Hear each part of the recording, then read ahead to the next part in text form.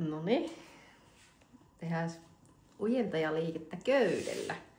Ja ainakin semmonen 12-14 toistoa olisi tarkoitus tehdä. Ja tästä se lähtee.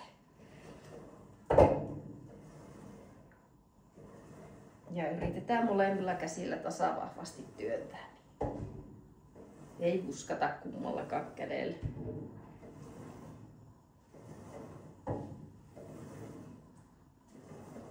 Taisi mennä jo laskut sekaisin, mutta ei se mitään. Tehdään muutama ainakin ylimääräistä sitten.